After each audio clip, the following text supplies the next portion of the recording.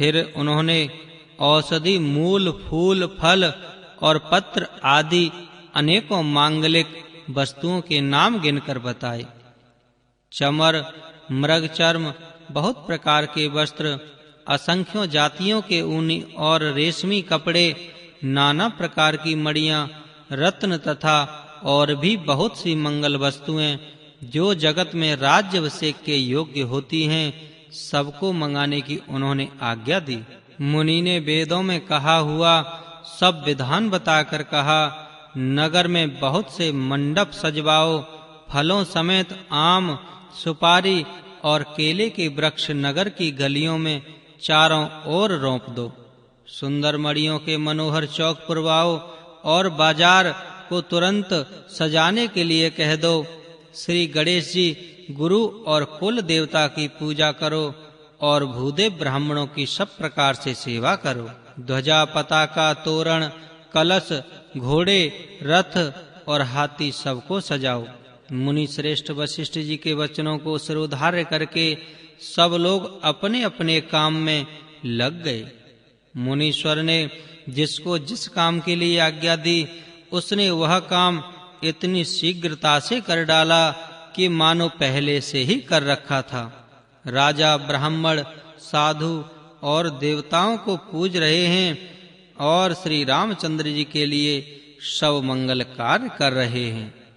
श्री रामचंद्र जी के राज्याभिषेक की सुहावनी खबर सुनते ही अवध भर में बड़ी धूम से बधावे बजने लगे।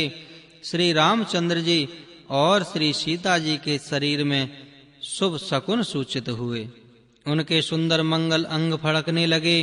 पुलकित शरीर होकर वे दोनों प्रेम सहित एक दूसरे से कहते हैं कि ये सब शकुन भरत के आने की सूचना देने वाले हैं। उनको मामा के घर गए बहुत दिन हो गए, बहुत ही अवसेर आ रही है, बार बार उनसे मिलने की मन में आती है। शकुनों ने प्रिय भरत के मिलने का विश्वास होता है और भरत के समान जगत में हमें कौन प्यारा है। शकुन का बस यही फल है, दूसरा नहीं। श्री रामचंद्र जी को अपने भाई भरत का दिन रात ऐसा सोच रहता है जैसा कछुए का हृदय अंडों में रहता है। इसी समय यह परम मंगल समाचार सुनकर सारा रनिवास हर्षित हो उठा। जैसे चंद्रमा को बढ़ते देखकर समुद्र में लहरों का विलास आनंद सुशोभित होता है। सबसे पहले रनिवास में जाकर जिन्होंने ये वचन समाचार सुनाए, उन्होंने बहुत से आभूषण और वस्त्र पाए। रानियों का शरीर प्रेम से पुलकित हो उठा और मन में प्रेम मगन हो गया। वे सब मंगल कलश सजाने लगी। रानी सुमित्रा ने भी मणियों, रत्नों के बहुत प्रकार के अत्यंत सुंदर और मनोहर चौक पूरे। आनंद में मगन हुई श्री रामचंद्र जी की माता कौशल्या जी ने ब्राह्मणों को बुलाकर बहुत प्रकार से दान दिए। उन्होंने ग्राम देवियों, देवताओं और नागों की पूजा की और फिर बलि भेंट देने को कहा, अर्थात कार्य सिद्ध होने पर फिर पूजा करने की मनोती मानी और प्रार्थना की कि जिस प्रकार से श्री रामचंद्र जी का कल्याण हो, दया करके वही वरदान दीजिए। कोयल की सी मीठी बाणी वाली, चंद्रमा के समान मुख वाली, हिरण के बच्चे के से नेत्रों वाली स्त्रियां मंगल गान करने लगी। श्री रामचंद्र जी का राज्याभिषेक सुनकर सभी स्त्री पुरुष हृदय में हर्षित हो उठे और विधाता को अपने अनुकूल समझकर सब सुंदर मंगल साज सजाने लगे। तब राजा ने वशिष्ठ जी को बुलाया और शिक्षा समयोचित उपदेश देने के लिए श्री रामचंद्र जी के महल में भेजा। गुरु का आगमन सुनते ही श्री रघुनाथ जी ने दरवाजे पर आकर उनके चरणों में चरण वंदना की। आदर पूर्वक अर्घ देकर उन्हें घर में लाए और षोडशोपचार से पूजा करके उनका सम्मान किया। फिर सीता जी सहित उनके चरण स्पर्श किए और कमल की समान दोनों हाथों को जोड़कर श्री रामचंद्र जी बोले, यद्यपि सेवक के घर स्वामी का पधारना मंगलों का मूल और अमंगलों का नाश करने वाला होता है, तथापि हे नाथ, उचित तो यही था कि प्रेम पूर्वक दास को ही कार्य के लिए बुलावा भेज देते। ऐसी नीति है, परंतु प्रभु आपने प्रभुता छोड़कर स्वयं यहाँ पधार कर जो स्नेह किया है, इससे आज यह घर पवित्र हो गया। हे गोसाई, अब जो आज्ञा हो मैं वही करूं। स्वामी की सेवा में सेवक का ही लाभ है। श्री रामचंद्र जी के प्रेम में सने हुए वचनों को सुनकर मुनि वशिष्ठ जी ने श्री रघुनाथ जी की प्रशंसा करते हुए कहा, हे राम, भला आप ऐसा क्यों न कहें? आप सूर्यवंश के भूषण जो हैं। श्री रामचंद्र जी के गुण, शील और स्वभाव का बखान कर मुनिराज प्रेम से पुलकित होकर बोले, हे रामचंद्र जी, राजा दशरथ जी ने राज्याभिषेक की तैयारी की है। वे आपको युवराज पद देना चाहते हैं। इसलिए हे राम जी, आज आप उपवास, हवन आदि विधि पूर्वक सब संयम कीजिए, जिससे विधाता कुशल पूर्वक इस काम को निभा दे। गुरुजी शिक्षा देकर राजा दशरथ जी के पास चले गए।